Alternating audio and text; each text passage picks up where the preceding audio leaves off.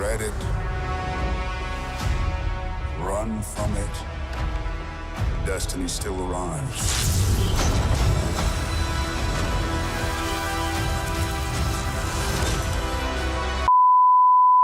So we're recording this at about, 10:45 on Wednesday night.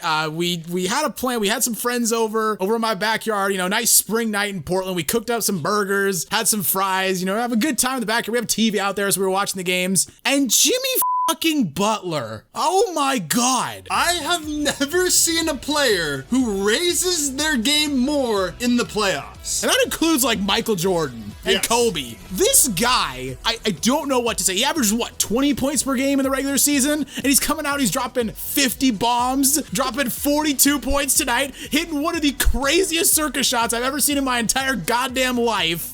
I can't with this guy.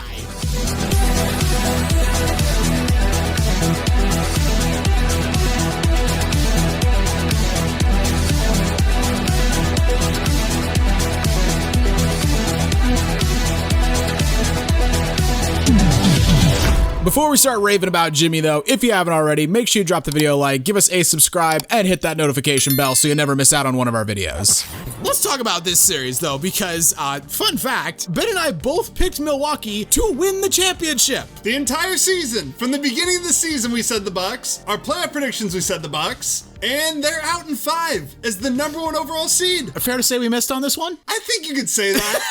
I didn't expect Jimmy Butler to go nuclear. Are you kidding me? I feel like people are like, oh, if Giannis hadn't gotten hurt, and I was of that mindset, and then Game 5 happened, and the Heat would have won this series regardless. No, it didn't matter. You could have said that if the Bucks would have won this game, but no. The fact that Jimmy went into Milwaukee and won this game, you cannot say anything at this point. You can't take away anything from the Heat after that. Jimmy Butler's just him. Right now, he is the best player on the planet. 100%. Game 1, Giannis goes out injured. Jimmy, of course, plays amazing, scores 35. Heat went on the road. Nobody panicked. No. It was like, okay, Giannis is hurt. He might miss Game 2. The Bucks won Game 2 without him. He missed. It's like, okay, it's 1-1. They're going back to Miami. Like, okay, Giannis sits Game 3. They get blown out. It's like, okay, whatever. But Game 4. Bucks are up by 15 points in the fourth quarter, and Jimmy Butler just says, alas not, old friends.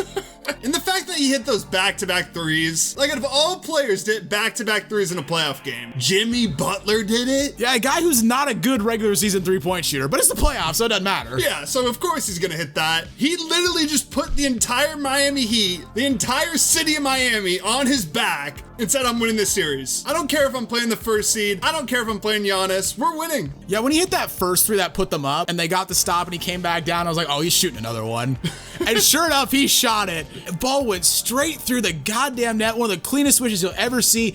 And that Miami crowd. Jeez. I mean, it's official. They're the first play-in team to win a series. Holy shit, you're right, they are. Yeah. And that's what makes this even more surprising, because they got beat by the Hawks in the play-in game, and I feel like everyone was kind of just like, is playoff Jimmy washed? Like, no, he's not. And even that game against the Bulls in the play-in was kind of close. Like, the Heat were looking shaky, especially, yeah, you mentioned they lost to the Hawks. I was like, okay, this Heat team's done. They had some fun years. But no, Jimmy was like, we're not. You guys got fooled. Congratulations, you played yourself. Best player in the world, Giannis, or supposedly, you go into his house and beat him in 5. I mean, we were still holding on to hope. Like, we both said Bucks are winning this game by 20 plus. I mean, they looked shook down the stretch of this game. Like, they were razzled, dazzled, frazzled. They didn't know what they were doing. They looked genuinely terrified. They did. They looked so scared just to play basketball. For a team that won the title 2 years ago, for a team that's been there, they looked shell-shocked. And how about Coach Bud not calling a timeout? Twice! Yeah, what are you doing? Twice! The Heat deserve all the flowers they will get for winning this series. They were downright incredible. These are two historic collapses by the Milwaukee Bucks. Coach Bud might be done tomorrow. Before this video goes up, he might be fired because that is pathetic. I don't know how you can't be fired after that. And like Coach Bud, he won them a title. He's done great things with this team,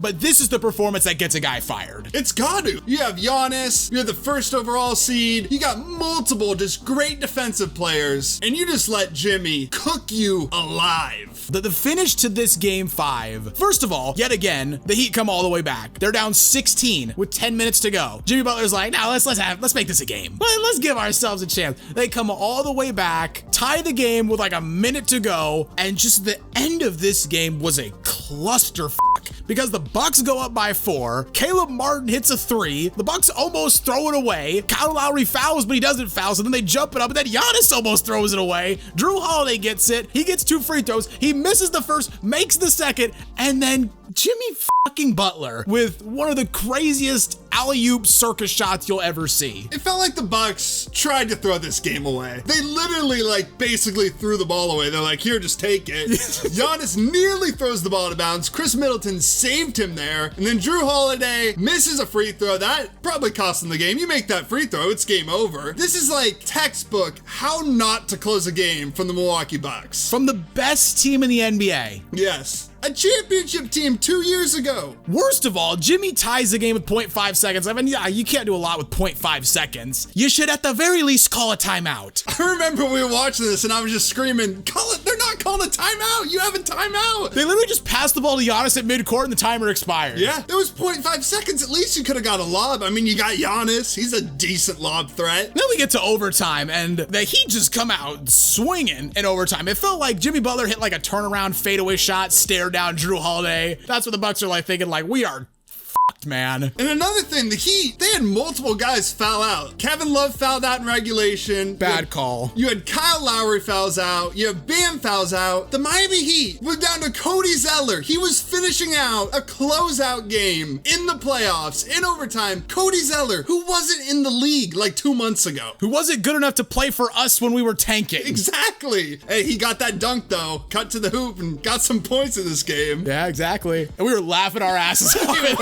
We were like, of fucking course it's Cody Zeller. And at this point, the Heat are up by 7. We're like, all right, this is over. Oh no, we were just getting started. Chris Middleton gets fouled on a 3, makes all 3 free throws. Then they come right back down. They get a stop. Jimmy Butler turns it over. Giannis gets a layup. All of a sudden, I was like, okay, it's a 2-point game. Under a minute to go. And Giannis fouls Max Strus on a 3-pointer. I would have to go back and see, but it didn't seem like the best call. I felt like he had landing space. He kind of jumped forward, but he only made 2 free throws. The Bucks were still alive. And then Chris Middleton just threw up that shot. Terrible shot, by the way. Horrible shot. He's lucky he missed it as bad as he did because Giannis was right there to get a layup. And this possession from the Miami Heat, really this last 30 seconds is hysterical. Because Gabe Vincent comes down and you can very obviously tell they're trying to get a switch to get Middleton guarding Jimmy. And they end up getting the switch. They get the switch and Gabe Vincent decides, no, it's my turn to be the hero, and just hucks up a brick. He really thought it was his moment. He's like, my name is going to be in the paper, not Jimmy. I'm hitting this dagger 3 on them. And of course, yeah, he just bricks it. What a terrible shot. Gabe Vincent thought he was him. He was not. So the Bucks get the rebound. They come back down the court. As with the entire last 5 minutes of the fourth quarter and the whole of overtime, you can tell they are completely out of sorts. They have no idea what they're doing. They eventually get the ball to Grayson Allen, who pump fakes, drives to the hoop, and doesn't get a shot off. The funniest thing is Pat Connaughton's just pointing at the hoop like, bro, you gotta shoot the basketball. We don't have time for this. I cannot believe that. Like, classic Grayson Allen moment. We were talking about, is Grayson Allen good enough to be a starter on a championship team? No, he's not. That answered our question.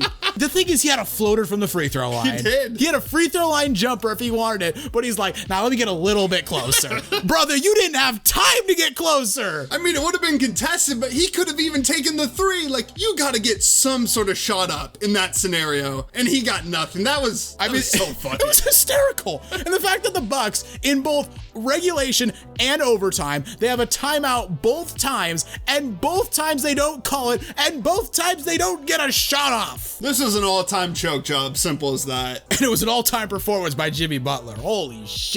One thing with Jimmy, though, you better get ready, because this Sunday, you're coming to the Garden, and it's going to be rocking. Knicks are going to the conference finals, baby. You're out in 5. Knicks are out in 5.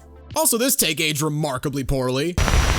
That's the video, guys. You think Jimmy's going to keep it up in the next round against the Knicks? I'd be shocked if he doesn't, but I'd love to hear what you guys think down in the comments below. If you haven't already, make sure you hit that like button, as it really does help us out a lot. And while you're here, why not check out some of our other videos as well? And don't forget to subscribe to Synthetic Sports.